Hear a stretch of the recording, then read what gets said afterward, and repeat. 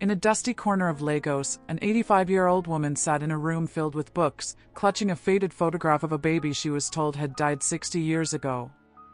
Outside, men with cold eyes and sharpened blades moved through the shadows, hunting for a ledger that contained the names of 1,000 stolen children. "They didn't just take my daughter," she whispered to the boy standing before her. "They sold her life to build their empire, and now, they have come to collect the last witness."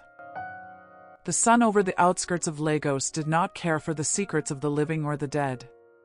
It beat down on the tin rooftops of the suburb where Mama Grace lived, a woman the neighbors called the silent librarian. For 40 years, she had guarded books in a small school, but her own life was a closed volume.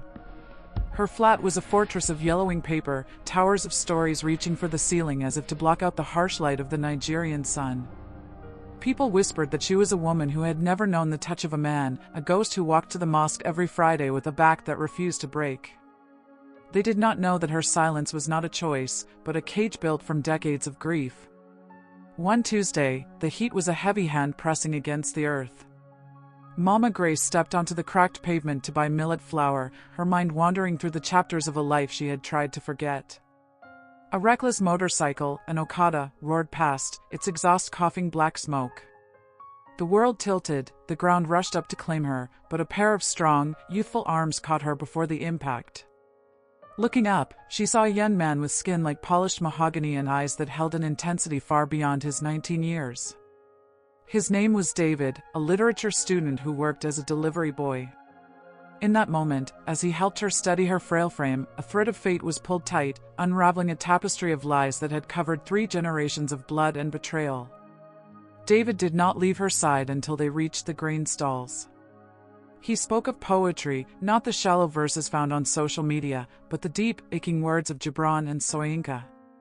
Mama Grace found herself smiling, a rare crack in her porcelain exterior. She saw in him a spark that reminded her of a fire she had long ago extinguished. Before they parted, David asked if he could visit her to borrow a book. Her mind screamed a warning, sensing the danger of opening her door to the world, but her heart, dormant for 60 years, hesitated. She told him to come on Friday after prayers. That evening, for the first time in 3 years, she fried bean cakes, the scent of Accra filling her cramped kitchen as a strange, forgotten hope stirred in her chest. When Friday arrived, David appeared with a small parcel. Inside was a second-hand book of poems and a sachet of chocolate malt drink. He moved through her stacks of books like a pilgrim in a shrine, his presence filling the room with a boyish energy she hadn't felt in 30 years. He told her about his mother, a woman who sold herbs by the roadside, and about the dictionary he had found in a gutter as a child and kept as his greatest treasure. Mama Grace listened, her sharp eyes softening behind her round glasses. She realized then that David wasn't just a visitor, he was a mirror reflecting a life that could have been. But as the sun dipped below the horizon, the shadows in the room grew long, and the weight of what she was hiding began to press against her throat. The neighbors began to gossip. Mama Binta, a woman whose tongue was as sharp as a market knife, leaned over the compound wall to warn Grace. "People are talking about that boy," she whispered, her eyes narrow with suspicion. "An old woman and a young man, it doesn't look right." Grace did not correct her. She had lived through the shame of her youth, the whispers of a suburb were nothing compared to the silence of a grave. But the gossip was a signal fire. That night, the power went out, plunging the neighborhood into a thick, mosquito-filled darkness. As Grace sat by her window, she realized the boy's visits were more than a coincidence. Something was calling to him from within these walls, something buried deep beneath the floorboards of her memory. A week later, David returned with a brown envelope. His face was pale, his hands trembling. He had found something in a box left behind by his late grandmother, a woman who had lived in the South before moving to Lagos. He pulled out a black and white photograph, the edges curled and yellowed. Mama Grace froze. The image showed a younger version of herself, barely 20, holding a tiny baby wrapped in a white cloth. The pain behind the smile in the photo was a pain she felt every morning when she woke up. "Where did you get this?" she whispered, her voice failing her. David looked at her with eyes full of a sudden, terrifying realization. "My grandmother said there were things I needed to find out for myself." She called herself Sarah, but her real name was Ruth. The name Ruth landed like a boulder in a quiet pond. Ruth had been Grace's sister, the one who had stayed when their family cast Grace out for the shame of her pregnancy. Mama Grace sank into her chair, the air in the room suddenly too thin to breathe. "That baby was taken from me," she confessed, the words finally breaking free after 60 years of imprisonment. "They told me she died. They showed me a small headstone and an empty box.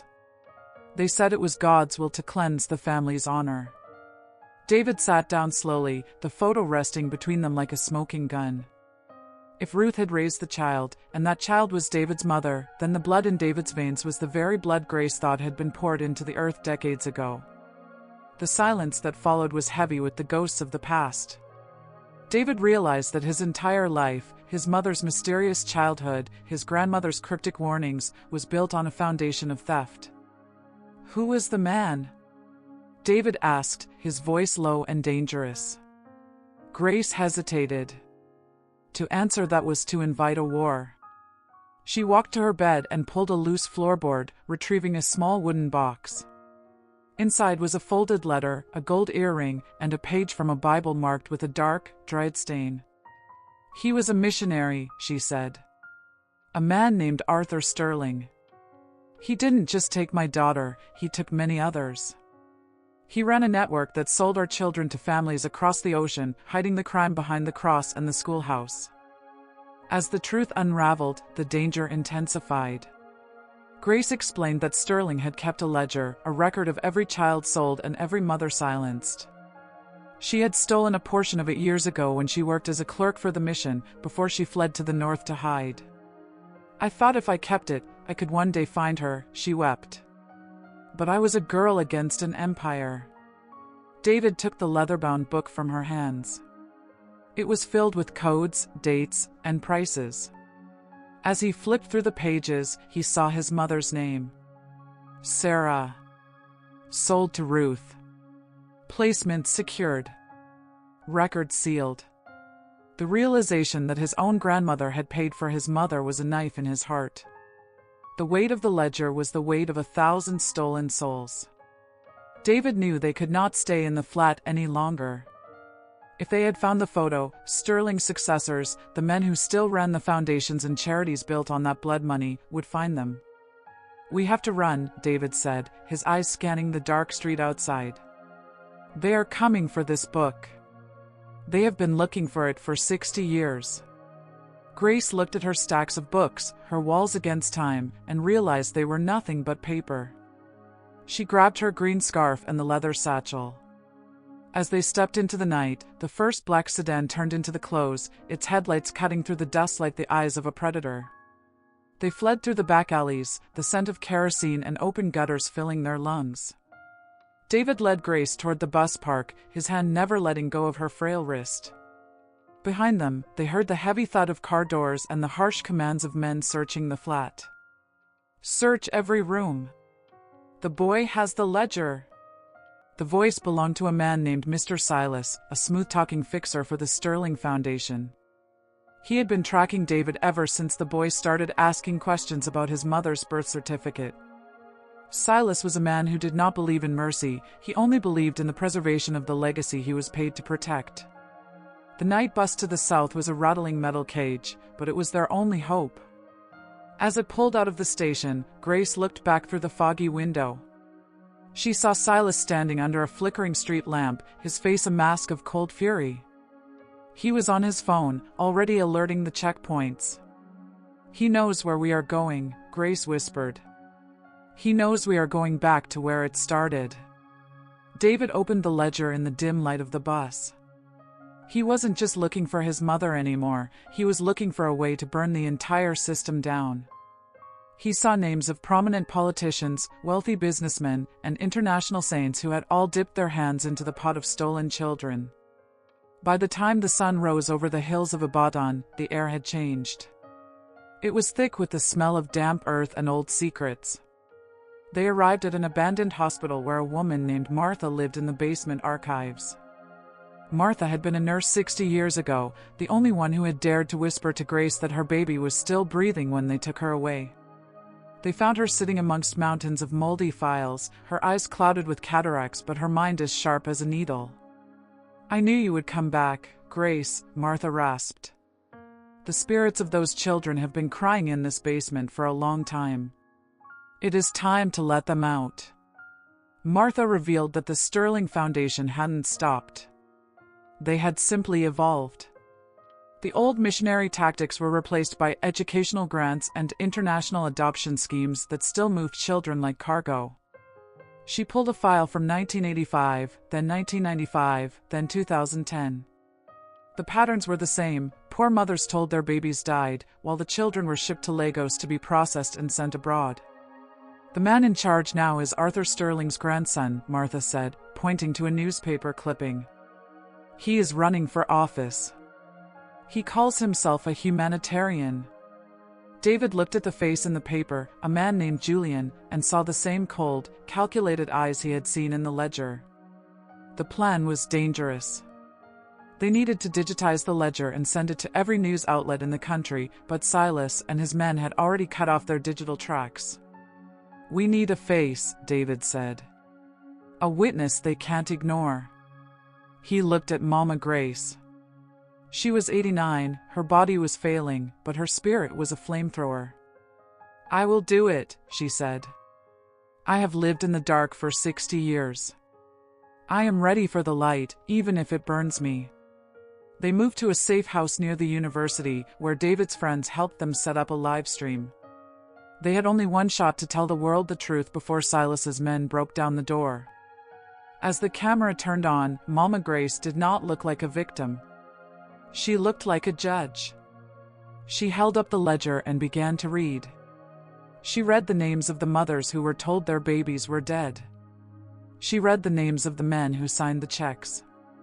She showed the photo of David's mother and the forged death certificate.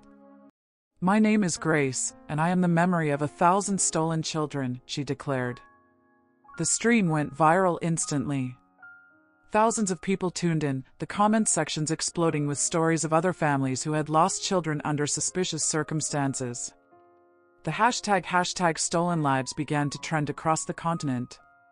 Silas and his men arrived midway through the broadcast. The sound of breaking glass and gunfire echoed through the house. David grabbed the laptop and the ledger, pulling Grace toward the back exit. "We have to keep the stream going," he shouted over the chaos. They scrambled through a narrow drainage pipe, the muddy water ruining Grace's wrapper, but she didn't care. They emerged near a busy market, blending into the crowd of early morning traders. Silas was right behind them, his pistol drawn, but the crowd was now his enemy. People were holding up their phones, recognizing Grace from the live stream. A wall of ordinary citizens stood between the predators and their prey. The market women, the street vendors, the students, they formed a human shield. "Leave the old woman alone," they roared. Silas hesitated. He could kill one person in secret, but he could not kill 100 in the light of day. He retreated into the shadows, but it was too late. The police, pressured by the international outcry and the massive crowds forming outside the Sterling Foundation headquarters, were forced to act. By noon, Julian Sterling was taken into custody for questioning. The ledger was no longer a secret, it was a blueprint for a national investigation. The empire built on the tears of mothers was finally starting to crumble. In the aftermath, the world was different. For David, the truth was a heavy gift. He finally met his mother's siblings, the family he never knew he had. They visited the small orphanage where his mother had been placed, discovering that dozens of other families were now reuniting with children they thought were long dead. The process was slow and painful, filled with tears of joy and the bitter sting of lost years, but the silence was finally broken. David realized that his encounter with Grace wasn't just chance, it was the ancestors finally deciding that the debt of the past had to be paid in full. Mama Grace did not stay for the medals or the interviews. She returned to her small flat in Lagos, but the books were no longer a wall against the world. She opened her windows, letting the dusty air and the noise of the children playing outside fill her rooms. She spent her final days writing down the stories of the mothers she had met, ensuring that no one would ever be erased again. When she finally passed away in her sleep at the age of 91, she was holding the photo of the baby. She died knowing that the baby wasn't a ghost anymore, she was a legacy of truth. The story of the silent librarian and the boy with the intense eyes became a legend across Africa. It wasn't a folktale about magic or spirits, but a story about the power of a single voice against a mountain of lies. It reminded the people that shame does not belong to the victim, and that the past, no matter how deeply it is buried, always finds its way to the surface. David went on to become a human rights lawyer, specializing in cases of human trafficking. He kept the ledger on his desk, not as a trophy, but as a reminder that every name matters, and every mother deserves to know where her child sleeps. The Sterling Foundation was dismantled, its assets seized to fund a national search for the missing children. Thousands of people were reunited, but thousands more realized they would never find their origins. Yet, even for those who remained lost, there was a sense of peace. The truth had been told. The men who had profited from their pain were in cages of their own making. The silent librarian had taught a whole nation that silence is the greatest weapon of the oppressor, and that speaking out is the only way to be truly free. Years later, a young girl walked past the old flat in Lagos.